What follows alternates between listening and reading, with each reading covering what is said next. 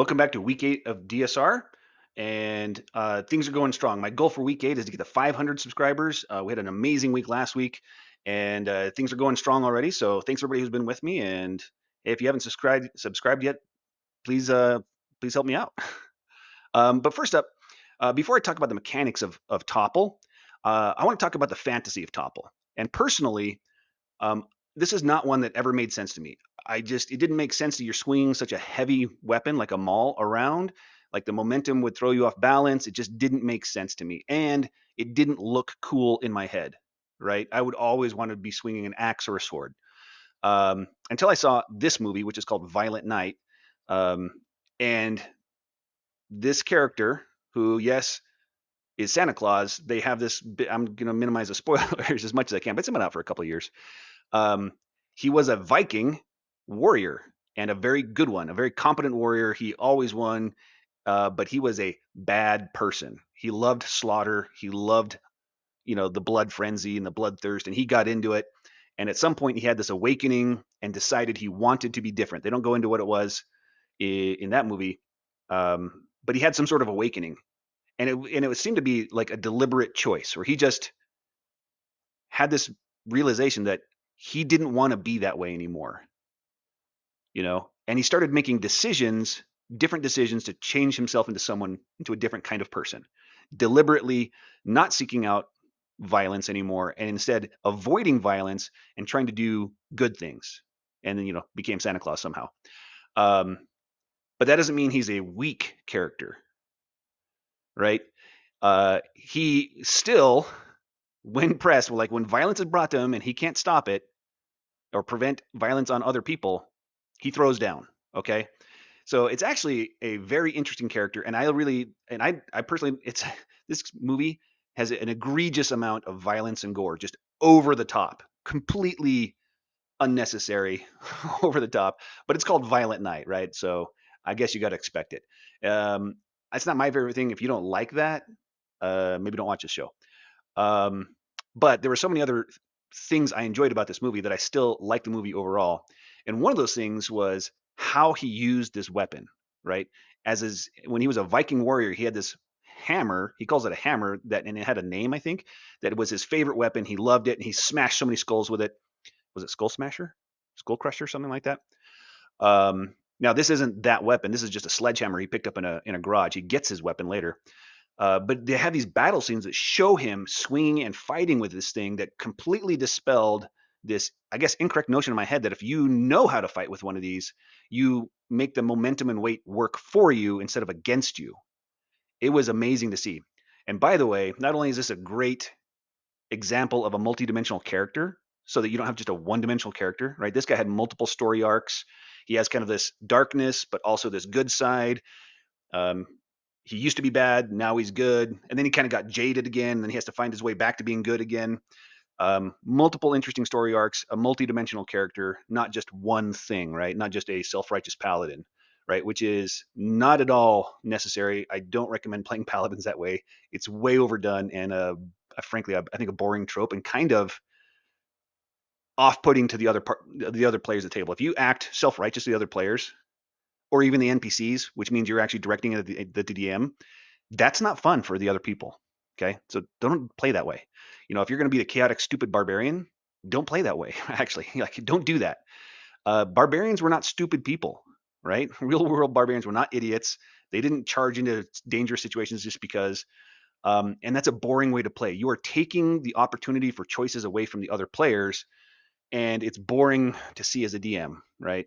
Like, don't make one-dimensional characters. You're the lone wolf, and you're always the lone wolf, and don't need the rest of the party. Great. Why are you playing D&D? This is a social game. You need a reason to be here with the rest of the party. Okay, make multidimensional characters. Okay, so not only is this a great example of a multidimensional character, this is also a great example of how to describe fighting with a maul, right? How you swing it, how you're deflecting blows, leveraging its momentum, right? You miss on the first swing, but you leverage that momentum and just keep swinging around and hit them on the second time. Excellent visuals. Use it in combat. And this is a good example of, if you do that, not just visualize in your head, but describe that briefly as you're fighting, that's role playing during combat. And just a sentence per turn is enough to make combat go from boring to amazing, okay? You don't need all these crazy gimmicks, all these crazy mechanics, all this blah, blah, blah. Just role play during combat and you will have amazing combat. It will be a lot of fun. Role play during exploration and it'll be a lot of fun. Role play always. Role play is not restricted to just social encounters. Role play always, and it will be so much better. Topple. If you hit a creature with this weapon, you can force the creature to make a Constitution saving throw. I always think it's strange that it's Constitution and not Strength or Dexterity, but it's Constitution. There's a calculation on the DC. On a failed save, the creature has the prone condition, so you're going to knock them over. Okay. So this is one of those weapon masteries that on the surface seems better than it is. Okay, like that's amazing. I knock him prone, and now everybody has advantage all the time. No, because prone is easy to recover from. You just stand up. Spend half your movement, doesn't even cost you an action. They just stand up, okay? So it really comes down to the timing, okay? If you only have one attack, prone's not going to help you at all because you're knocking down and maybe an ally is going to have advantage. But they have to be a melee ally, not a ranged ally, or they have disadvantage. And that ally has to go before the enemy takes their turn in combat. Because if they take their turn, if their turn's in between, they're just going to stand up and that's it. But if you have multi-attack, this starts to get better because, like our extra attack, it starts to get better because you can hopefully knock them down on the first attack, and now you have advantage on the second attack, which is great. But that also leads into first tactic I want to talk about, which is weapon swapping. So if you knock them down on the first attack, hitting them again with a topple weapon doesn't do anything because you can't knock them down again. They're already down. So I would switch to another weapon, depending on the role you're trying to fulfill for this party.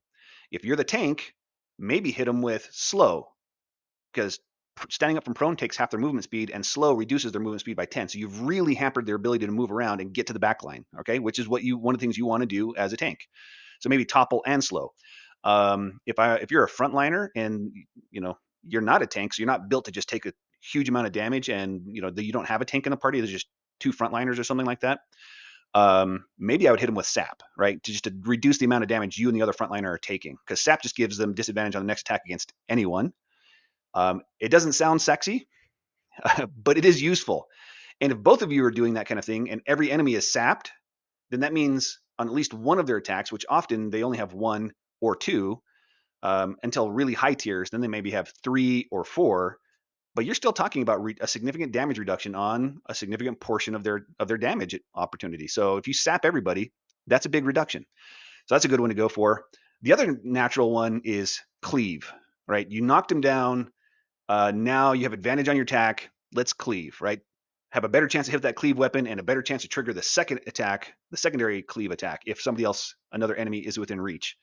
So weapon swapping, tactic number 1, I would definitely do that. These are the weapons that have topple. There are 5: battle axe, lance, maul, quarterstaff, and trident.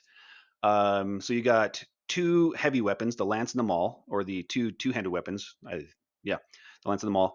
Then you've got 3 one-handed weapons: battle axe, quarterstaff, and trident. So if you're tanking, battle axe is maybe a good option. You want to really restrict their movement. I already talked about that. Let's talk about trident, because that's an interesting one. Okay. Trident, you'll notice, has the thrown property. It's the only topple weapon with the thrown property, which means you can throw it, right? Now, it doesn't have great range, but it has range. And there's an interesting additional thing you may not be aware of with prone, and that is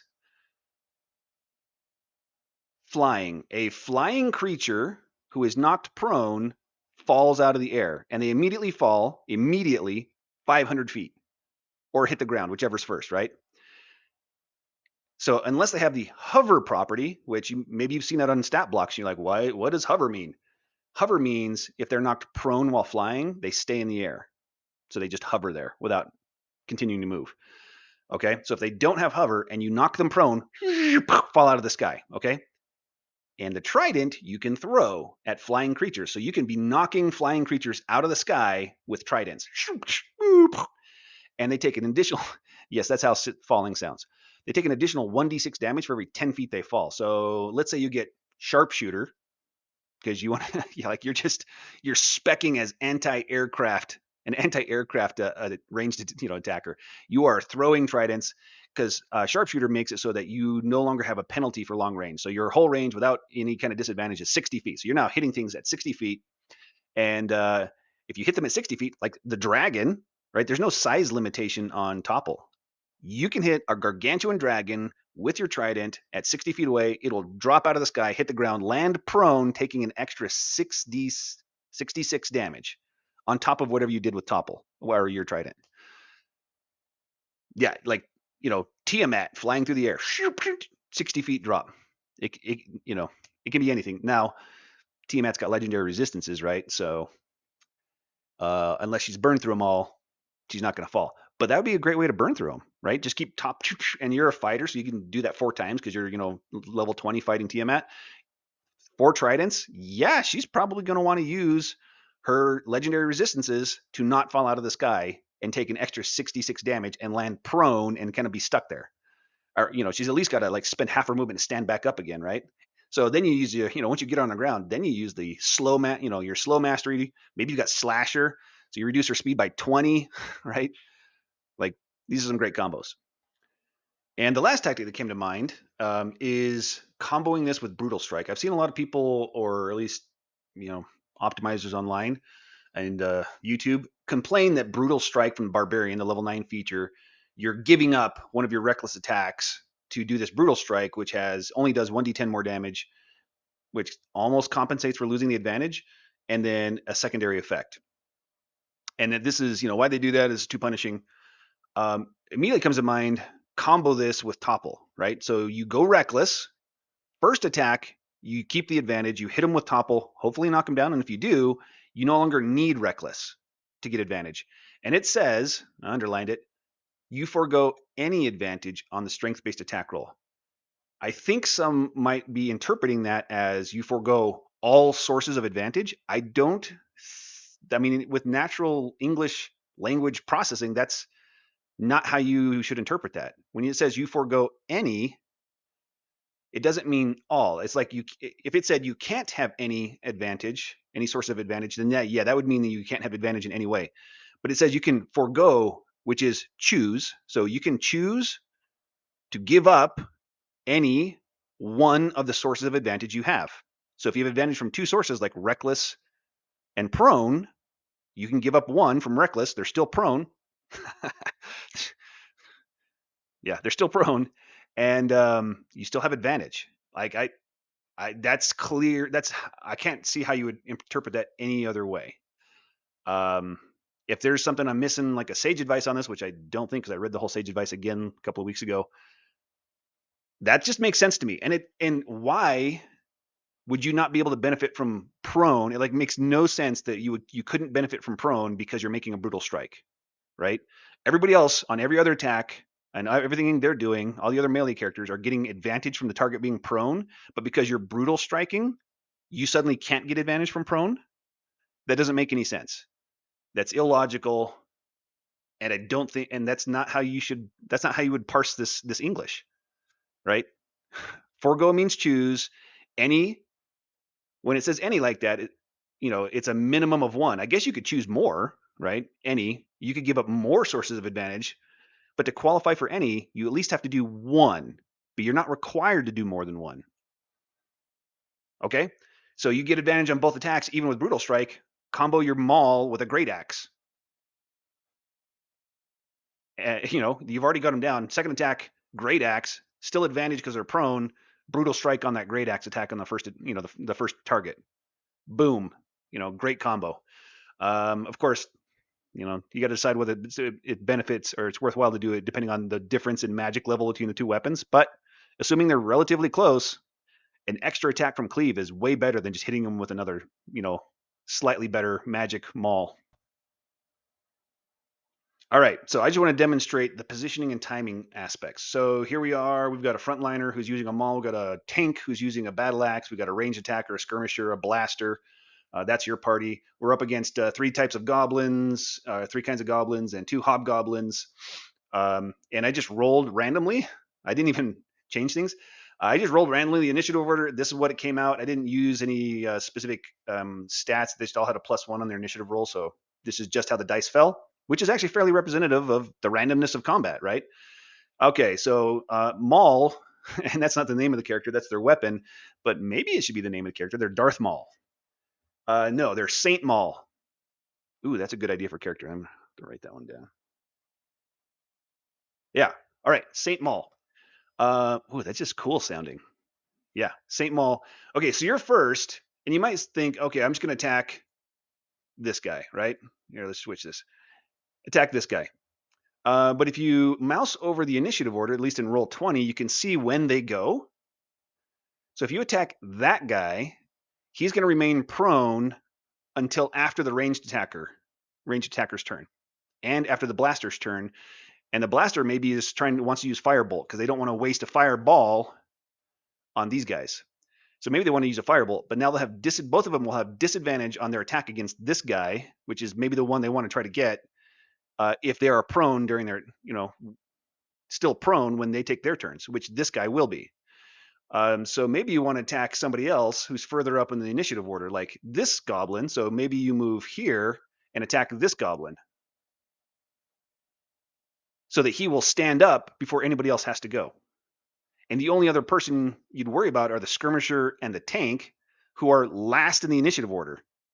So you can't really help them because no matter what you do, even if you topple the enemy, that enemy is definitely going to stand up before your allies, those two allies, take their turns. Okay. But let's say you're the tank now. So you're already all the way down at initiative count 6. You're the tank and you're trying to decide what to do. And by the way, the frontliner probably moved up, right? Which means all of these guys, all of the enemies are taking their turns just because of the way the initiative fell before the tank and the skirmisher move, which means they're all going to mob. And this guy's going to come around because they can move through their ally spaces. They're all going to mob the frontliner. Now, hopefully, the frontliner can survive at least that many attacks, one round of it. Now, they're not built to survive that indefinitely.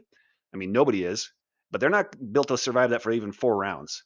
Okay, so hopefully the tank, leveraging tank tactics from the tank videos, comes up and taunts all of these enemies off of that frontliner, right? So that their frontliner doesn't just die. Like, and frankly, if this were the scenario, I were the tank, I would probably step right there, attack as many of them as I can, taunt as many of them as I can, and then back up, triggering on purpose opportunity attacks so that all of their reactions are used before the frontliner's turn. And then the frontliner's turn, they will just walk away without any reaction attacks, maybe running over here. Maybe one of these guys has a heal spell, running over here to get healed so that I can take over tanking before my ally Saint Maul, dies. Okay, all right, that's a tanking tactic. So let's go back to where we were. Reset. I think it was like this, right? There we go. So now I'm the tank. It's the tank's turn. I don't know, whatever reason, we're still in the same configuration. And I have a battle axe, which is Topple. Okay. Let's say I have 2 attacks. I'm going to move here, but I know that my ally, the skirmisher, is going right after me. And that person will benefit greatly from the advantage of them being prone. And he wants to target this goblin. So I've got extra attack. I'm going to try to topple this goblin just to knock him down for my ally skirmisher. So hit him, try to knock him down with topple. And then I'm going to try to hit my other target, maybe the red guy. Maybe the one with the red dot. We're going to focus fire, take him out. The party's agreed. So I'm going to hit that guy just to benefit my skirmisher buddy so he can just start killing people, because that's what you want him to do. Just start taking bodies off the board while you tank as many things as you can. And then your second attack, you hit red or somebody else, right? So that is how, and that's one of the ways which you would maximize the tactical usage of Topple. But you've got to be looking at the turn order, the positioning, the turn order of the enemies, the turn orders of your allies, and are they going to stand up again or not before the enemy? Like, let's talk about this ranged attacker, right? If you start toppling people, it's bad for them to be prone for the ranged attacker. But if you target an enemy whose turn is before the ranged attacker and they're just going to stand up, then it doesn't matter that you topple them. Go ahead and topple them, get advantage on your second attack, and then they're going to stand up before the ranged attacker's turn, and then he'll just take them out. Okay, so it's not always bad for your ranged attacker ally. You just need to plan it carefully, and hopefully your DM gives you some sort of moment during combat where you're allowed to talk with each other and plan tactics. I do it at the top of the round, not each turn, because it gets way too much with each turn. But at the top of the round, I say, do you guys want to discuss your tactics and approach? And I let that be above table, right? That's not in game. The monsters don't hear that. But if they say anything during their turn, that's in game, and the monsters hear that if they speak the same language. So that's just another way you can role play during combat. All right, thanks for watching. Hopefully, I'll see you next time.